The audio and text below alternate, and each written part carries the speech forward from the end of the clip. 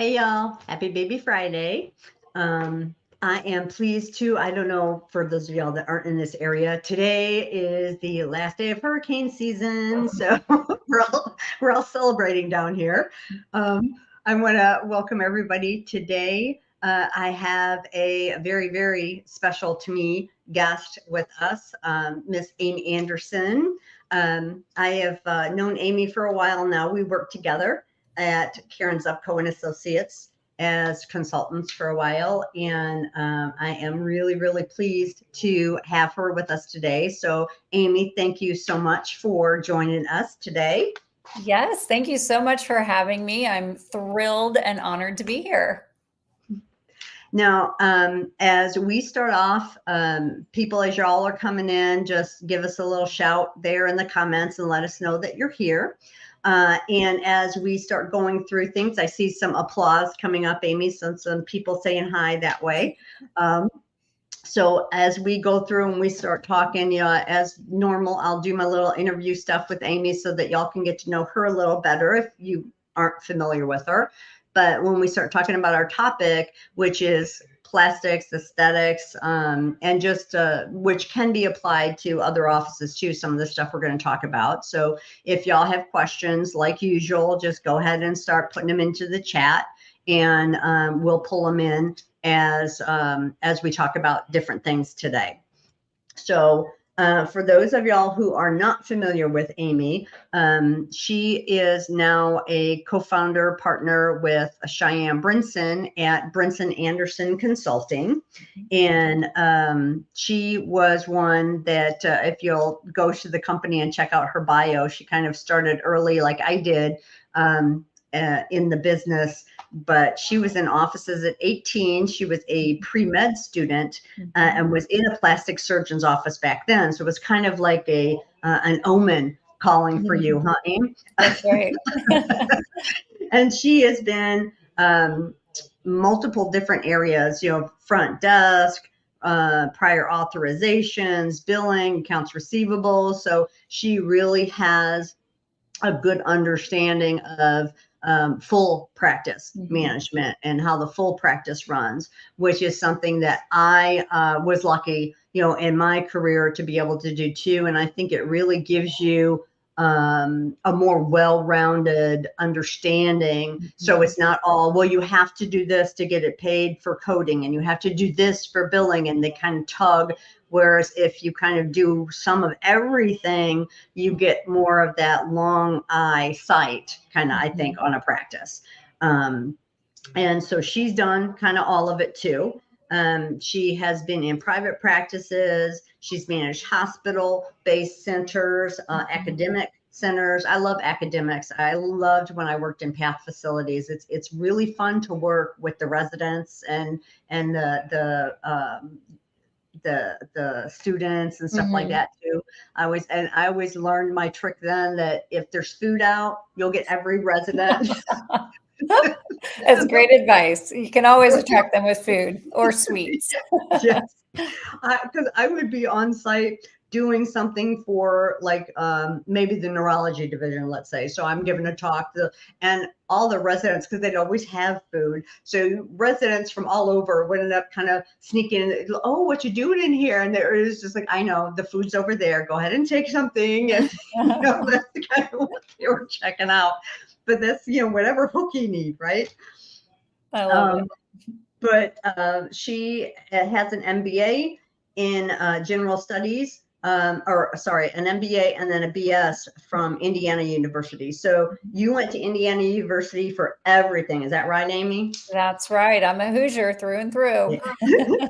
Well, one of my colleagues, Sonal Patel, who said hi to us.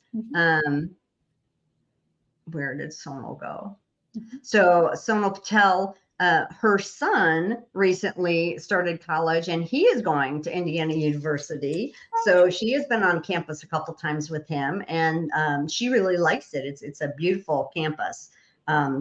So yes, we've got a new one coming up. We got a turnover, right? The Hoosiers, they went to the ball game and all that kind of stuff. So very good. So as we're starting to talk today, I just wanted kind of to do some basic stuff so that people kind of got your background a little bit better and to know maybe kind of how to throw some questions out to you. Sure. So with your background and being in various different places and moving around, what, besides being in that plastic surgeon's office at 18, like what kind of made you turn and look at healthcare? What interested you about it? It's such a great question. And I've had to reflect back on, how did I end up here? As we all do. Exactly. And it's kind of funny. I was actually just sharing this story the other day with my niece, who is a freshman in college and is already thinking about changing her major. And she's kind of beating herself up saying, I can't believe I'm switching my major already. And I said, listen, I was the person who, when I heard the statistics of everybody changed their major an average of, 2 or 3 times, I said, that is not me. I know exactly what I want to do. I'm so clear on it. And I changed my major before the first semester was over. So I think, we all have a different path that takes us where we're going. And there was just something about healthcare in general. I mean, and even my first major, I was athletic training and pre-physical therapy. So that was already healthcare. I knew I wanted to be around people and helping them, come back from injuries or rehabilitate. And it just didn't feel quite right. And then I switched to nursing for a little while, and my one of my sisters is a nurse, and so I had that as an inspiration. And so I was drawn to helping people that way. And when I got into nursing classes, I have so much respect for nurses, but it became clear to me this isn't the exact type of healthcare I wanted to be in. And so I said, you know what, I'm going to go all in, and officially declared that I was, pre-med and going to do all the pre-med coursework. And during that time, I realized I needed to work as well and make an income. And actually the church that I grew up in, our youth pastor's wife was the OR nurse manager for a plastic surgery group. And she said, I think we need some part-time help in the front office. And if that interests you, and I mean, I certainly did not set out looking for plastic surgery or any kind of surgical specialty. I just thought, great, it's a part-time job, answering phones, I can do that. And kind of, I guess I can say the rest is history. I worked in that practice all through undergrad, and just early on learned to never say no. When asked to do something or asked to be taught something, I just, yes, I'll do it. I'll learn it. Spent a lot of time in medical records. Yes, before EHRs, I am old enough. I pulled charts, I filed paperwork. That was the majority of my job for quite a while. And then I was offered or asked, I guess, to learn prior authorizations because it was a heavy insurance practice. They did a lot of reconstructive surgery. And I had no idea what I was saying yes to. But I said, sure, I'll do pre-certs. And that was even before maybe Availity had just come out, but we really weren't doing pre-certs online. It was, make a phone call or even writing a letter for predetermination. I mean, all of the tedious, long ways of getting things done. But I guess without droning on here, Betty, I'll just say that I pretty much learned every job in the business office, and even got to do a little bit of MA work, a little bit just to prove evidence and move people through clinic. But I realized that I loved the business side of healthcare. And so as I got to the end of my bachelor's degree, I just decided I wasn't ready for that long haul commitment for medical school. I was nervous because I changed majors a few times, that what if I get into med school and then don't want to do that? But I knew I had found something that I loved and that I seemed to be pretty good at, being in the business side of it. And so decided to switch routes a little bit and pursued an MBA and have stayed in practices ever since. So just developed that career then in practice management. And that's what I would say is the focus of what I have done and what I'm doing now. It's on all things, practice management related. Good. And Barb Shaw, she's one of my colleagues. She says she started in nursing school too. I didn't know that, Barb. So that's nice. I think a lot of us, I was actually pre-med myself when I first started, and had a little disagreement with one of my biology professors that kind of ended disastrously for me and just kind of turned me off, which led me to X-ray, so I was an X-ray tech, and it was just too, it was the too touchy-feely, at that age too, when I was younger, it was just like, I don't know, it just, and so that led me, they were like, hey, we got a great job for you, terminology, you have clinical background, you blah, blah, blah. And they kind of moved me into working at a clinic. So, a lot of us, especially us old timers, and Amy, I still don't put you in that thing because you look like such a baby, but we all have some kind of similar jump around. It was over here, and then somebody said, hey, and you kind of just do it. But there's just something you get in the office. I don't know what it is, for those of us that really, stick around. There's nothing like being in an office. I don't know what it is about it. If it's the, the people, the patients that are coming in and what you're doing with them. But I really enjoy my on-site visits now with my clients for that reason, because I love being in an office. Just the energy and everything is going, and people are trying to get everything done, and people are all running around. So it really picks you up when you're in there, It does. And I think for those of us who, I just feel like I'm a helper. Like that's my nature is I want to help. I don't necessarily want to always be the one telling people what to do. I can do that when I need to. But I like to say I like to help good doctors take care of patients and pretty much take care of everything behind the scenes so they can focus on their patients. And if what I'm doing is giving them peace of mind and focus on doing what only they can do, then I've done my job. And hey, I want them to make a lot of money while they do it, right? There's nothing wrong with that. And so doing it efficiently and being smart about it and always looking for ways to improve and enhance the practice is what really excites me.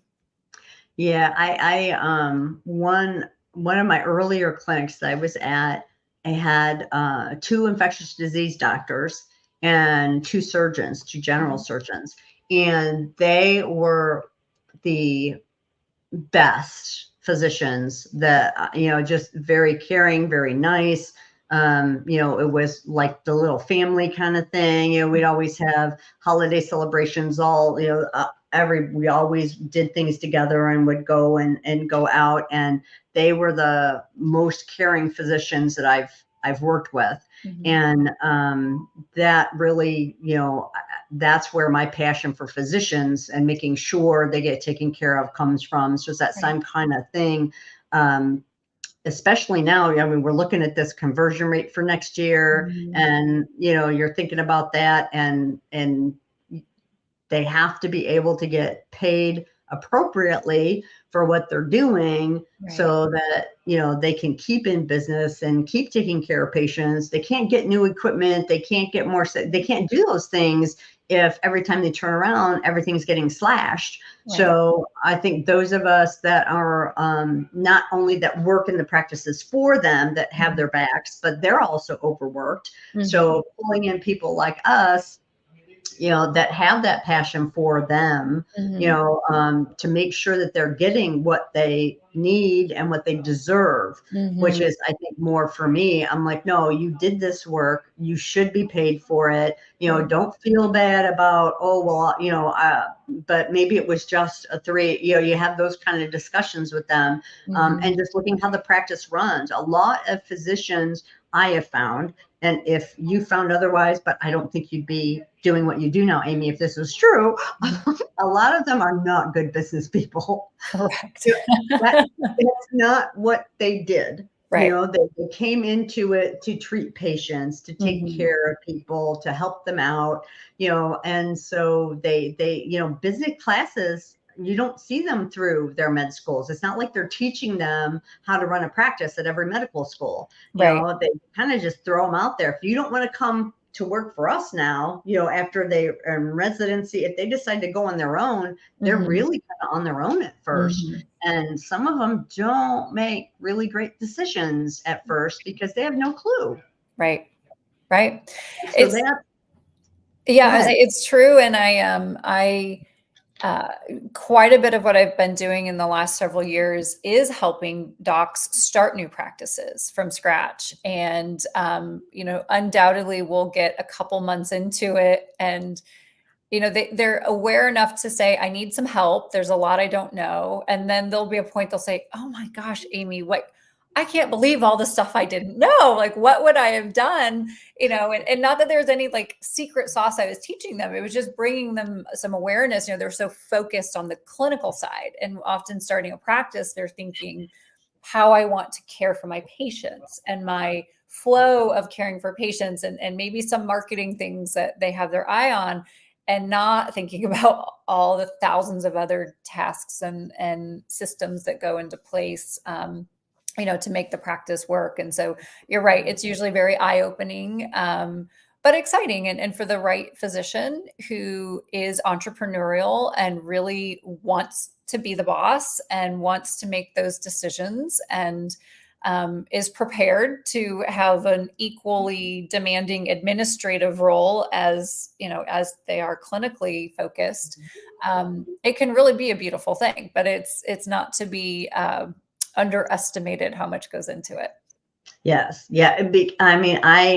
When I first started in my career, it was back in the day before we had HMOs, before we had PPOs. Wow. So back then it was a lot easier for physicians to kind of say, okay, I'm going to do this. And there wasn't as much of all of the administrative stuff that had to be done. They still needed to do some of it, but it wasn't as much as it is today. And it wasn't prior authorization crazy like it is today. And, back then we'd have patients that would come in, they would see one of our doctors, they would pay for their visit, and we would give them an encounter form, a super bill, and say, all you need to do is staple this to your claim form and send it off to your insurance to get paid back. It was easy. It was beautiful, unless they were Medicare, or Medicaid, of course. But those were the only two things that were around where people were taking discounts and having to participate and all that kind of stuff.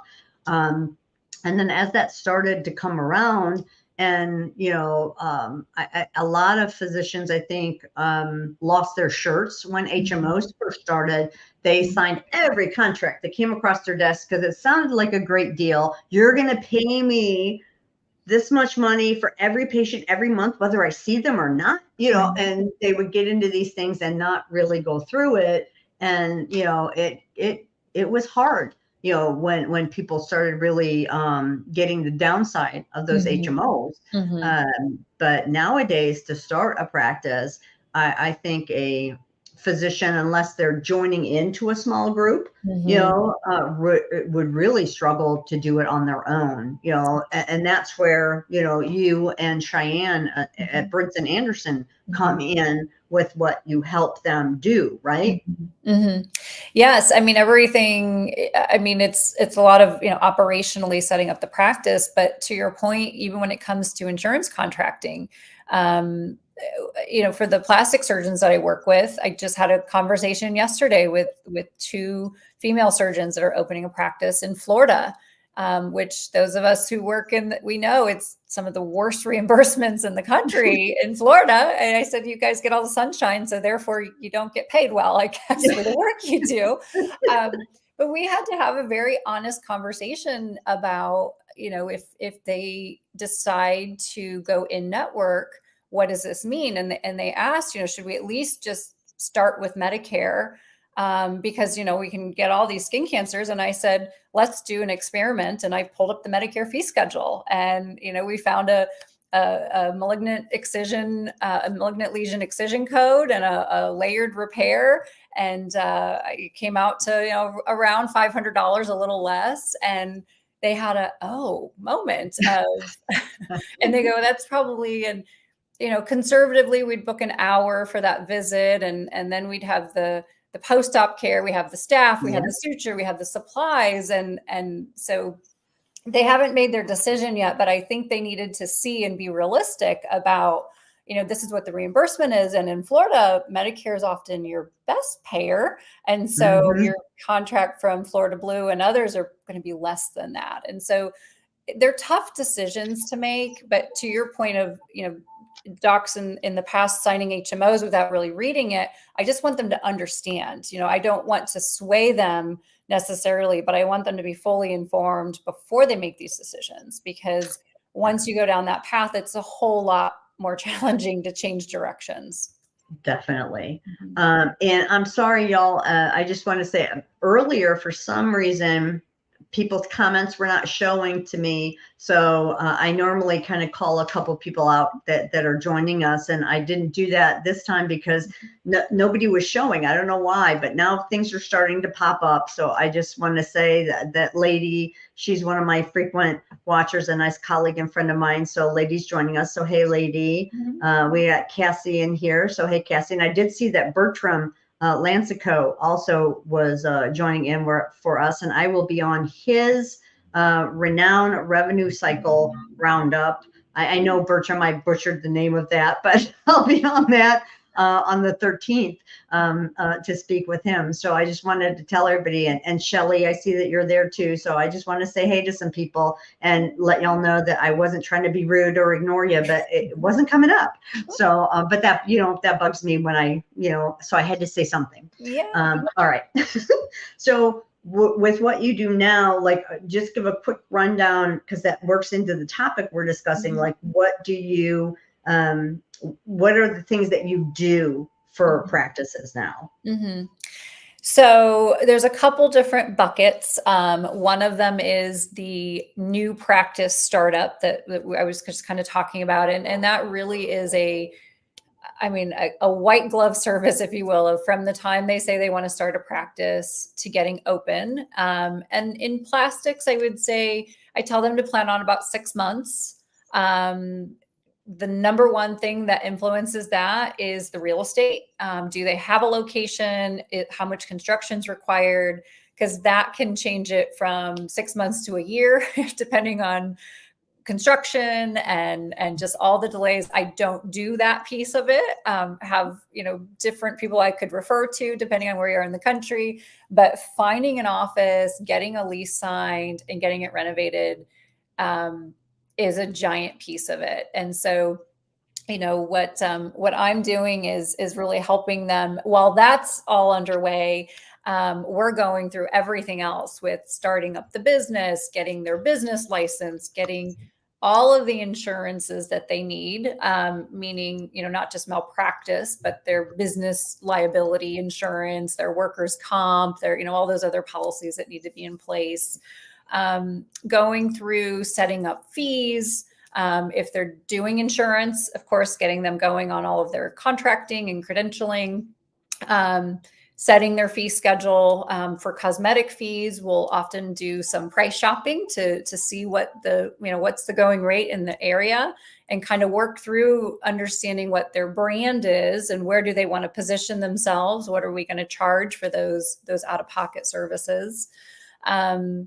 What else? We get involved in marketing, working with a web vendor. We don't do websites, but we'll partner with the web vendor and be give input into how to structure their digital marketing campaigns. And then a lot of it is really the workflows. So we're developing scripting for how the desk is going to answer the phone. What does the schedule template need to look like? When are we going to see new patients and pre-ops and post-ops? And then just every step of the process from, patient intake, seeing them in clinic. And then again, if there's insurance billing, what's what's our process for entering, charges? Is the doctor doing it? Are they still using paper super bills? Who's going to actually do the billing and the AR follow up? So really every piece of it, everything that needs to be done, we're going to walk them through it, help them make decisions. And of course, we have a lot of templates and tools that we're going to give them along the way. We don't need to reinvent the wheel with every practice. Right. So that's really the kind of the overall new practice startup portion. So what kind of things, in your opinion, makes a successful aesthetic or plastic practice, or any practice actually for that matter? I just know that we're concentrating more on the plastics aesthetics today.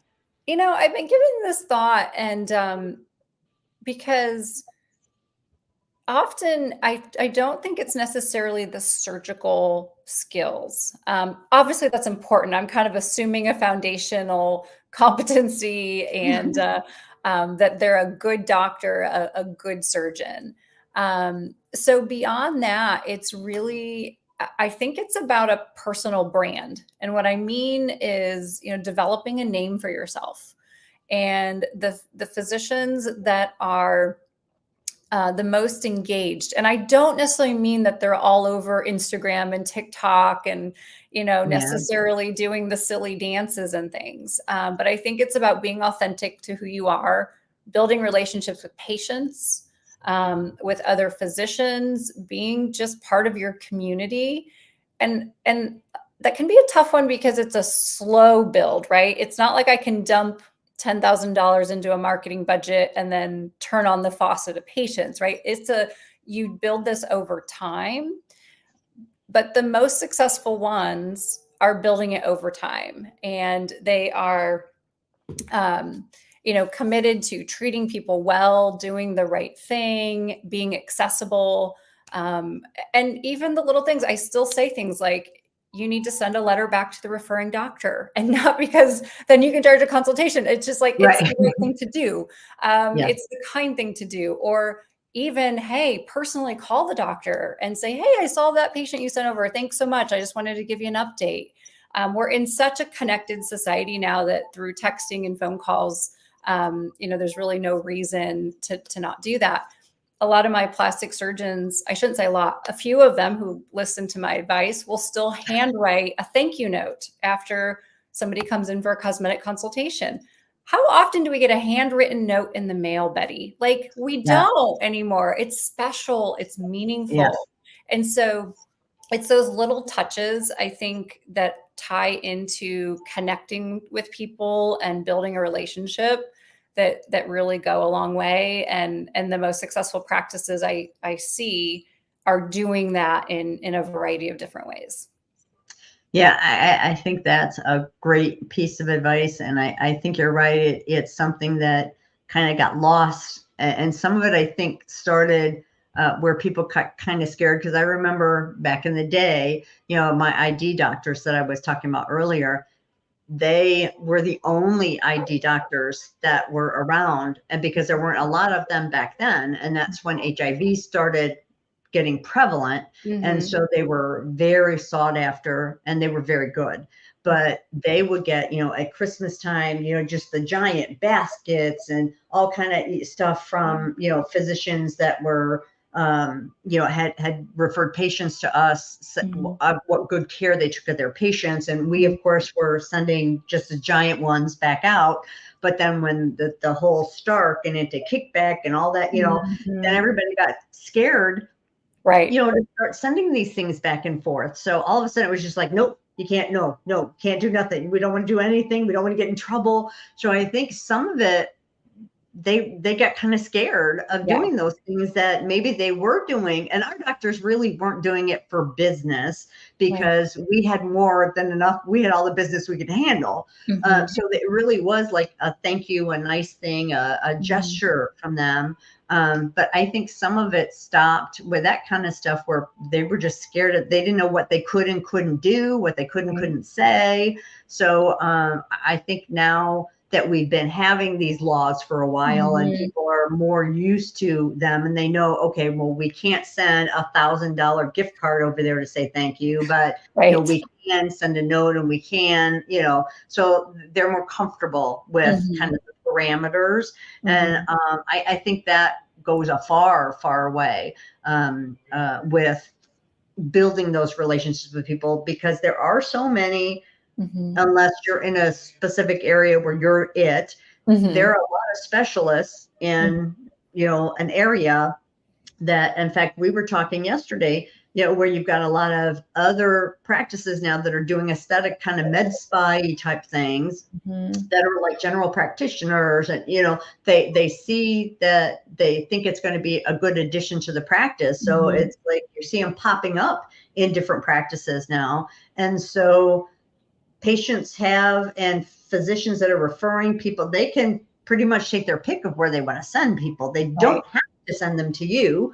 So any little thing like that you can do, it hits that person that receives it in a different way. It's it means something. So I think that's good. And on top of that shade, it's also the office staff, which leads me into that issue about getting the right person in the right position in the office. Because you could have the best physician, but if the office staff people are a nightmare to be in, the patients aren't going to come in. So how do y'all kind of go about doing that, or what are your thoughts on that? Yeah, it's probably the number one sore spot in most practices is staffing. And you said it, getting the right person into the right position. And so with our new practices, we're helping them find and hire those team members. For existing practices, as we kind of assess, who's in what role, we often find gaps. And I'm not the hatchet man. I'm never coming in saying that person's got to go. Often though, we're finding, we have a deficiency, whether it's in training or you just truly need another person. And so finding that right person. It's tough, Betty. It's so tough. You cannot hire too quickly. And that's so much easier said than done. When you're a small business, which many medical practices are, maybe you have 5 to 10 employees. 10 would be big in some of these solo practice settings. When one person's gone, you feel that gap. Some of my docs only have 2 employees. If one person's gone, you're incredibly vulnerable. And so the reality is sometimes we do have to hire quickly because we just can't keep the doors open otherwise. But the danger in that is we settle for people who we know. And the thing is, we know during the interview. I often say that interviewing is like dating, right? There's some great people out there, but that they're just not for you. And if you try to pretend they're for you, and then you get into this relationship with them, and then one day you go, what am I thinking? They're not the right fit. And so we have to listen to our gut when we're going through the interview process. I've learned the hard way that anytime I wave off a red flag, or maybe just a yellow flag, like, I didn't love that, but it's okay. It always comes back to bite me. I go, I knew better, but I was kind of desperate, right? We really wanted someone. And so I think being thorough in the interview process, getting other people involved. I don't ever like to just have one person interviewing. So with our clients, we'll do the first round of interviews. We do them on video because I want to see them. I want to hear the interaction, not just on a phone call. I insist that the doctors meet them in person. And I insist if there's anybody else on the staff, I want them to meet and give input, because it's a team and they're all going to be working together. And sometimes the person you least expect will pick up on some nuance, or they'll be shadowing for a little bit and they'll share some crazy story that makes you go, oh my goodness, I don't think we want to, bring this drama into the practice. So having multiple people involved, and I don't mean stringing it out weeks on end, but having a few touch points before offering. I don't believe in making an offer at the first interview, and certainly not can you start now? Can you start tomorrow? Like, we need to have a little bit of buffer time in there. Yeah, I think that's good. Would you advise then if you have a practice, have you ever, put out there or give advice that if they are in that, you've only got two people, one of them's left, and now, we're kind of desperate, but we don't want to get somebody in here that, is going to in 2 weeks not show up anymore and then have to start again.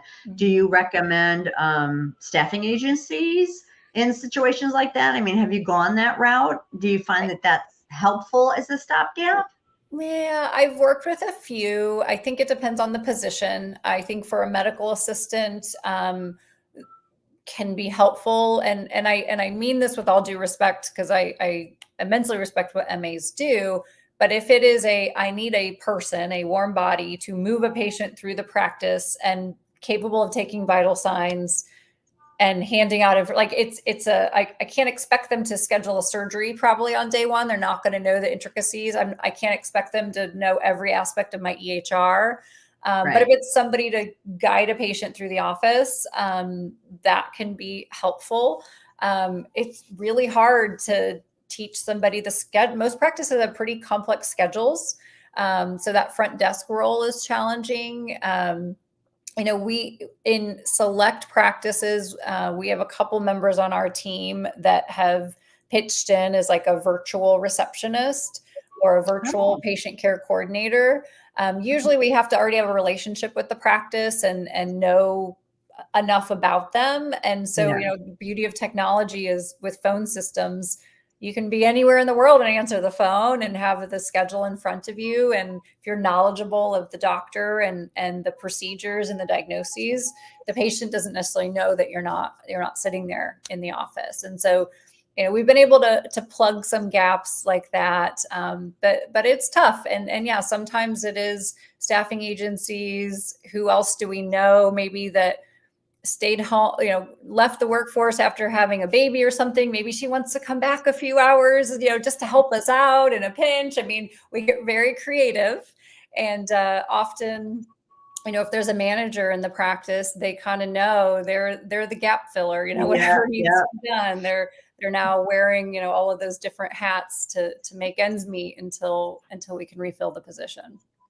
Yeah, well, and that I was watching, I know you, for those of y'all that are watching too, if you follow Amy or check her out on LinkedIn, she also has little videos that she will post that are nice and short things, but about different subjects. About when you had one, and that's what made me think about that right person, kind of thing, was that you made a little one about hiring people and, giving tips with the resumes and checking on them and things like that, down to ones that I saw about chairs, right? Exam chairs. Yes. So, for those of y'all that are looking for like little quick hits of advice for practice managing and things for the office, make sure you follow Amy. I'll put her information up a little bit later with her LinkedIn profile on there. Because you do some nice little videos that are just very pointed and very good advice for practical things like that people, especially for new practices, might be going, I don't even know where to look for this. I don't know what I'm supposed to be doing. So I just wanted to tell you, I really like your videos.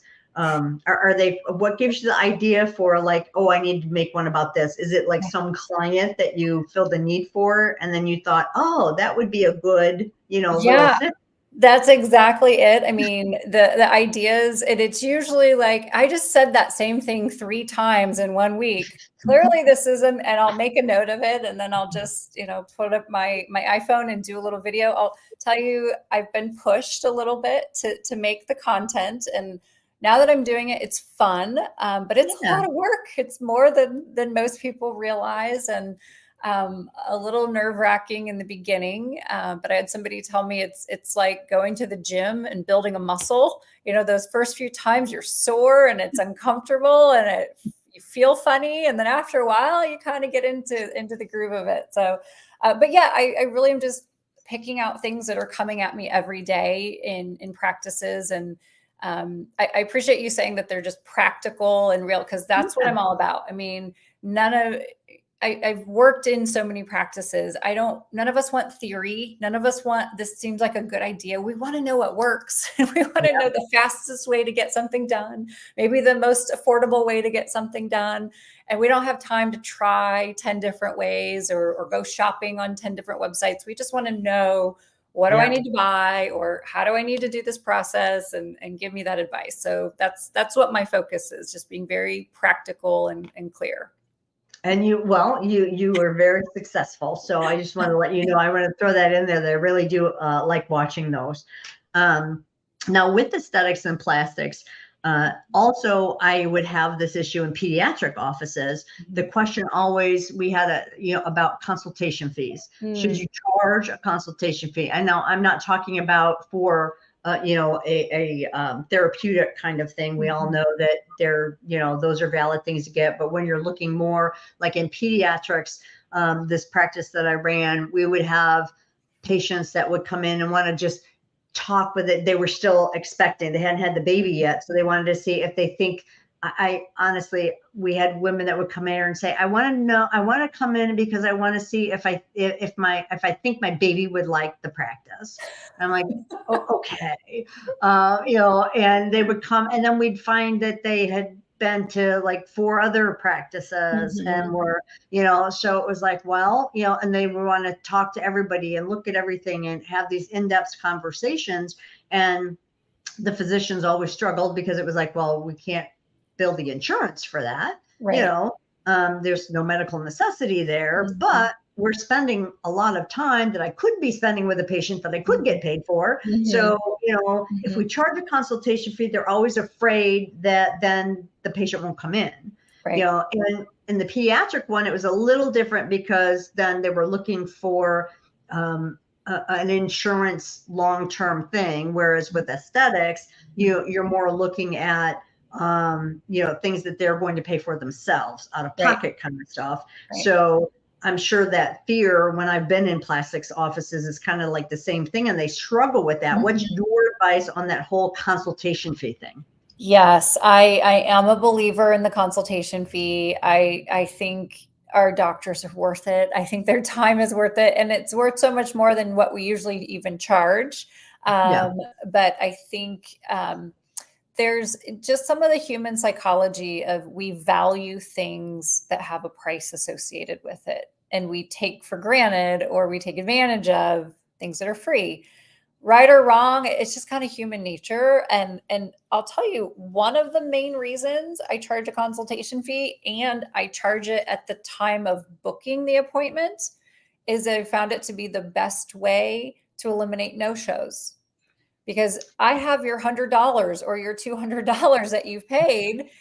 People tend to remember that, and they're going to call if they can't make the appointment. And so I found it to be the most effective way to reduce no-shows.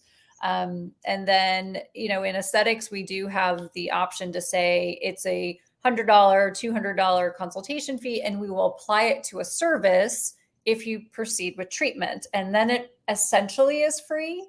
But it's only free if they become a patient and move forward. And most practices, that works very well. I have very few patients that push back, and we kind of say, if they're not willing to pay the fee, they're probably not willing to pay for the treatments either. And so we have other resources. They can read about treatments online. They can watch videos. They can even talk on the phone with the patient care coordinator. But the time with the doctor is valuable. And I'm saying doctor, I mean, it could be advanced practice providers as well, right? In aesthetics, we have a lot of PAs, NPs, in some states, RNs, doing injectables and other treatments, and their time is worthwhile too. So I'm extending that to all of our providers.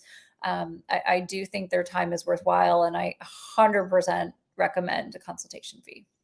Yeah, I totally agree with you. I think the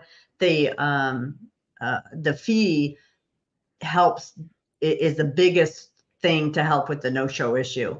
I remember similarly, when HMOs first started to come out, there was no copay when they came in the office. Oh, yeah. If they had the HMO, they came in and it was nothing. And so we would get, and at that time I was working at this pediatrics office, and it was a busy office, So on Mondays, we would get a jillion calls from HMO patients wanting their kids to be seen because they looked weird this weekend, or they sneezed yesterday, or they, because it didn't cost them anything. It was, they all wanted to come in. Right. And one lady, it was her, she thought her kid looked funny.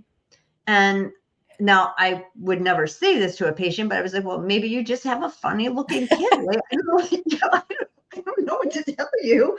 But as soon as the HMOs put $5 copays on those, that stopped. As soon as they had to pay just $5 to come in for those kind of things, then they would think about it. Right. So I think that is a solid point about having the consultation fee. Because if you've got a lot of those booked and half of them no show, then you are sitting around, and that's wasted time that could be spent on patient care that you're getting paid for. So anybody out there that is looking at that consultation fee, both of us are like thumbs up on it. But if you have any questions, like I said, I'm seeing a lot of clapping hands and thumbs up on the LinkedIn screen. So I think most people are agreeing with us on that. And then are there I know, there's a bajillion EHR systems out there too, right? So are there ones that you would, for plastics and aesthetics, is there like certain ones? And I know neither one of us, by the way, neither one of us like get paid from any one of these to give recommendations. And you have to look at your own practice. I know, for example, with my derm practices, a lot of them, Emma ortho practices, Emma ENT practices, a lot of them use Emma, by ModMed. They have the specific ones, and they were specifically minded for those specs. And they do pretty well for them. Is there, in the plastics aesthetic side, have you found that there's a system that kind of is like one that was set up toward that specialty, or is it just like you have to find just whatever works for you? Right. No, there definitely are a few core EHRs that were designed for plastic surgery. My first criteria is they do have to have the ability to create a quote or an estimate. This is plastic surgery. We're giving quotes for aesthetic procedures or treatments. And so if you go with one that doesn't have that capability, you're creating a quote on a Microsoft Word or Excel document. And I can do that and I can make it look pretty, but I can't report on it. I can't track it easily. Like, I'm creating all this other manual workflow. So Next Tech is one. Modernizing Medicine is another. It does have a quoting tool. Simplast I like as well. There's a couple others out there, but those are probably the top three that I'm seeing. Other features that they can do are packages. So if there's any med spa component, we tend to sell laser treatments in packages. We sell facials in packages. And so it's on the PM side, a way to sell 5 services, but indicate, as where, did I do that? I know. I was like, where did that come from? That was strange. But it will count down the number of services that are used as we bill out one component of the package each time. So it, financially keeps track of things really well. And all of those systems differentiate between a payment and a prepayment. And so even just to say, these are prepayments, these are services not yet provided, right? This is money on the account, but it's not just a credit that's not been applied. It's a prepayment for a future service. And just from different, financial management, I want to know that number. I mean, technically it's a liability for the practice because we owe you something. We owe you a service or we owe you a refund. And so I want that, segmented out from my other payments. The other important piece I would say is if the plastic surgery practice is going to do any insurance billing. They all can do it, but I would be looking at ModMed or Next Tech. And probably Next Tech is the one I use the most, the one that's most common in practices, because it does have a robust revenue cycle management system and can handle all the intricacies of both the insurance side and the cosmetic side. Good. And that led me to remind me again of one of your other little videos. And this is something that would be applicable to any kind of practice, is that credit issue. You know, because I hear this a lot from different practices where, you know, when they're running their AR, if they run their AR, you know, they get to where all of the, you know, minuses are, and nothing's ever done with it. They just, it sits there and sits there and sits there. When you see that at one of your practices, how do you advise them? Because I know people that are listening, I know they have this in their practices. I see it all the time. Yeah. We have to work those credit balances. It's such a huge opportunity, and like I said, it's a liability to the practice. Sometimes we just have to clean it up, right? It just, nothing's wrong, but the payment just didn't get linked to the invoice or the claim, and we just need to apply those two. But without doing that, sometimes depending on your system and how the ARs run, your AR might maybe way higher than you realize, because those credit balances are subtracting from the overall number. So that's first and foremost. I want to make sure I have a true understanding of what my AR is. And then two, clean up those accounts, and then to start looking at, are there patients with credits that have been on here for a long time? And what can I do about it? And my first instinct is not, we owe them a refund. I want to get them back in. Like, is this an opportunity to recall them? And I could apply this in both aesthetics and in a medical practice, because, you know, usually there's a reason to come back. Most of our practices are not a one and done type of situation. Right. And so it can be an opportunity just to say, you know, are they due for a follow-up? Are they due for another treatment? Is there a reason, you know, a viable reason we can reach out to them and get them to come back in? And that goes back to what we said earlier about relationships. This whole thing is about building relationships with our patients and retaining them in the practice. And what better way than to say, you know, hi, Betty, this is Amy from Dr. Smith's office. I was going through your account and I saw you had a little bit of a credit here. Would love to invite you to come back in for, you know, insert name of treatment. You know, would you like to do that before the holidays? And, you know, even if usually there's not enough credit to cover the whole treatment, so it's also, you know, generating more revenue. They're going to come in, use the credit, buy some new things, and, you know, hopefully then we'll get them scheduled for their next visit before they leave. So, but yes, the unapplied credits is a huge thing. And practices that are ever considering selling, whether it's to private equity, whether it's to another physician, whether it's bringing in a partner, that is also going to affect the value of the practice. And being able to demonstrate, I had a practice that was going through due diligence with private equity, and that's when they uncovered all of these credit balances. And so the initial offer from private equity changed once they started getting in deeper and they saw all of these liabilities. And a lot of it was just bookkeeping. And we were like, well, hang on. We can clean these up. But so much better to clean them up proactively and all the time. And so, yeah, there's just so many different reasons why it's important to manage those credits. And if you do it on a monthly basis, it usually is, you know, pretty manageable. If you haven't done it for years, you might have a little bit of a hole to crawl out of. But I would say just start piecing it out and tackling a little bit each week until you get through them all. Yeah, that's great.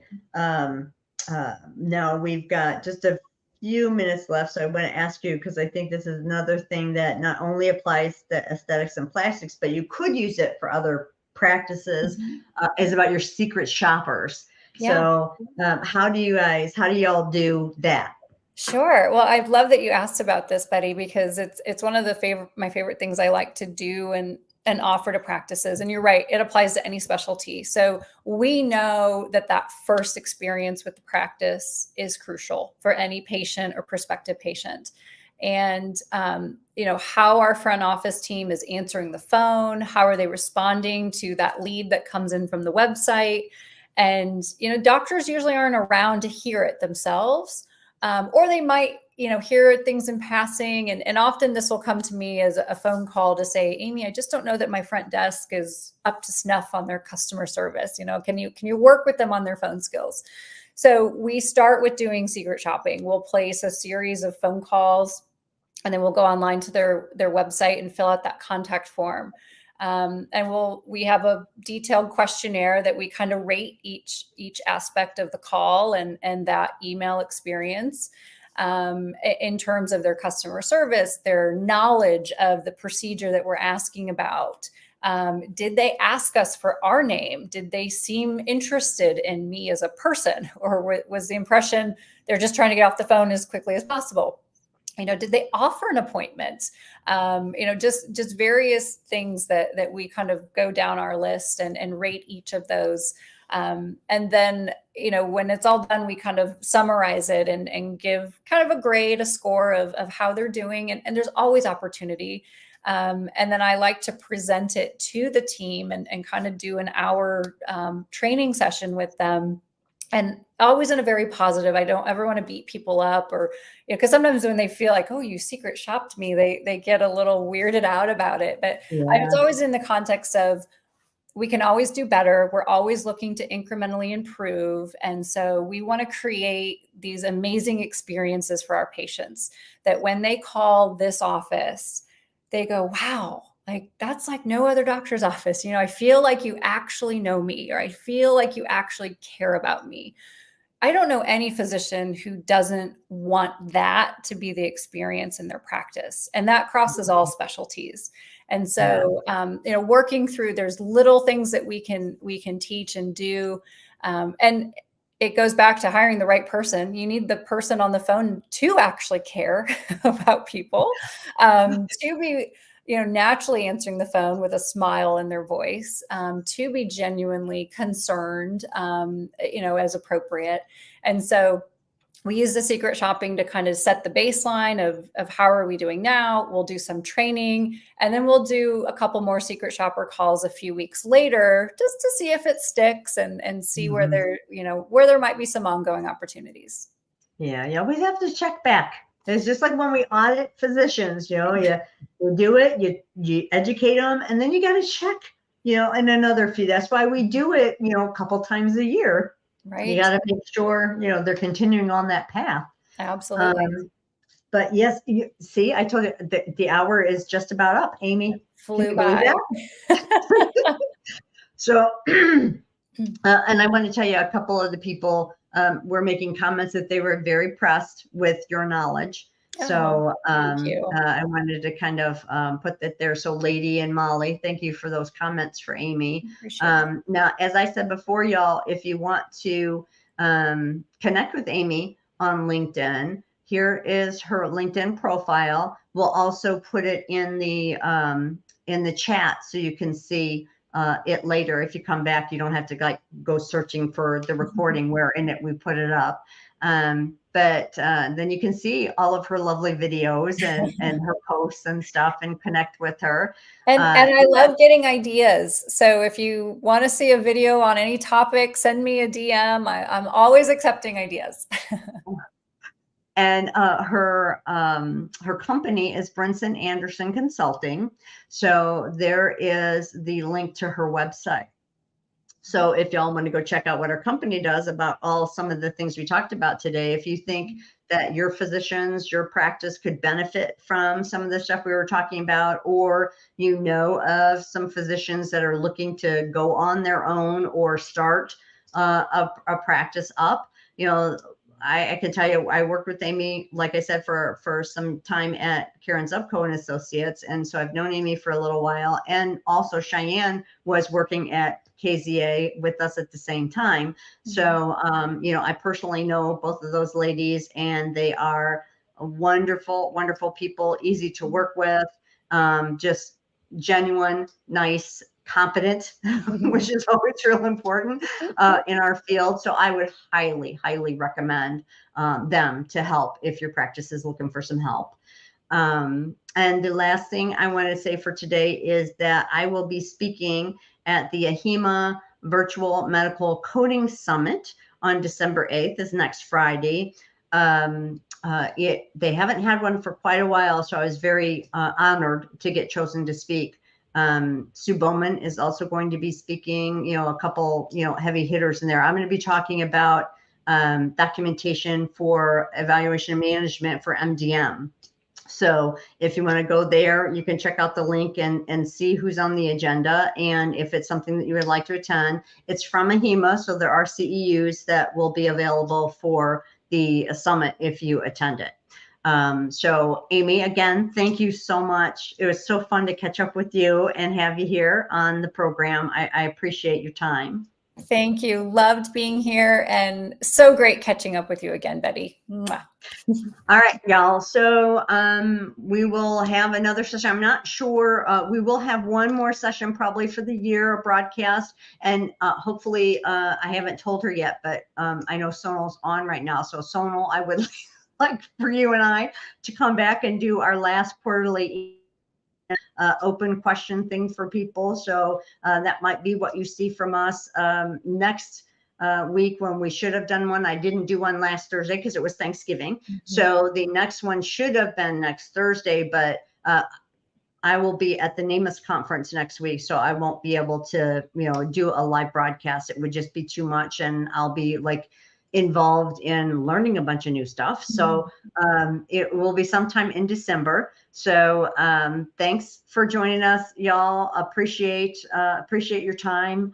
And we will see you next time to see, whoops, let me get my thing up here to see what is happening in healthcare. Thanks, y'all. Bye.